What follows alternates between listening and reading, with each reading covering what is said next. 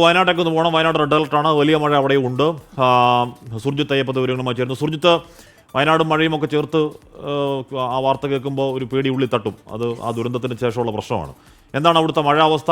എങ്ങനെയാണ് മലയോര മേഖലകളുടെ ഒക്കെ സാഹചര്യം, സുർജിത്ത്?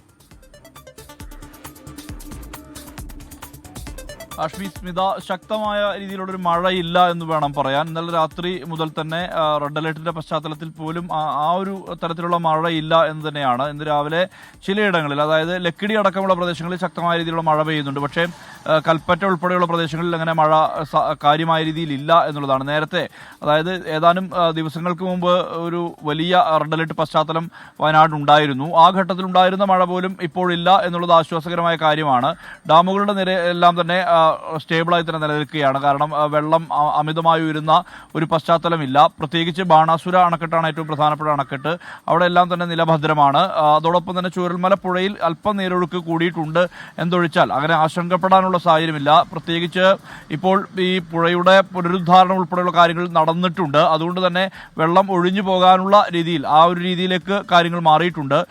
വലിയ രീതിയിലുള്ള ജലപ്രവാഹം ഇല്ല. പക്ഷേ എന്നാലും താരതമ്യേന അല്പം നീരൊഴുക്ക് കൂടിയിട്ടുണ്ട്. ജില്ലയിലെ ഖനന പ്രവർത്തനങ്ങളൊന്നും തന്നെ, എല്ലാറ്റിനും നിരോധനം ഏർപ്പെടുത്തുന്ന ഒരു പശ്ചാത്തലം കൂടിയുണ്ട് റെഡ് അലേർട്ടിന്റെ അവസ്ഥയിൽ.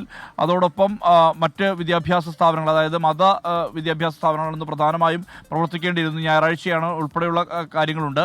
അതിനെല്ലാം തന്നെ ഇന്ന് പ്രവർത്തിക്കരുത് എന്നുള്ള നിർദ്ദേശം ഇന്നലെ തന്നെ ജില്ലാ ഭരണകൂടം നൽകിയിട്ടുണ്ട്. മറ്റ് റെസിഡൻഷ്യൽ സ്കൂളുകൾ മാത്രമാണ് പ്രവർത്തിക്കാനുള്ള അനുമതി. ബാക്കി സംവിധാനങ്ങൾ, വിദ്യാഭ്യാസ സ്ഥാപനങ്ങൾക്കെല്ലാം തന്നെ പൂർണ്ണമായും ഇന്ന് അവധി പ്രഖ്യാപിച്ചിട്ടുണ്ട്. അതിൽ മത പഠന സ്ഥാപനങ്ങളും ഉൾപ്പെടും എന്നുള്ളതാണ് ഏറ്റവും പ്രധാനപ്പെട്ട കാര്യം.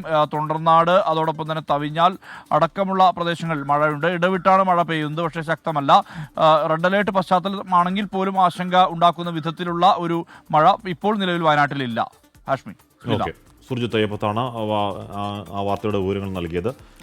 അങ്ങനെ തുടരട്ടെ. അങ്ങനെ അതോ മഴ പെയ്യാവുന്നതിൽ ഒരു മര്യാദക്കുള്ള മഴയൊക്കെ ആയിട്ട് പെരുമഴയാവാതെ മാറട്ടെ, അല്ലേ? അതെ, വലിയ ശക്തമായ മഴ ഇപ്പോൾ വയനാട്ടിലില്ല എന്നാണ് സുർജിത്ത് പറയുന്നത്. പക്ഷേ സംസ്ഥാനത്ത് പല ജില്ലകളിലും ശക്തമായ മഴ പെയ്യുന്നു എന്നുള്ള വിവരമാണ് വരുന്നത്.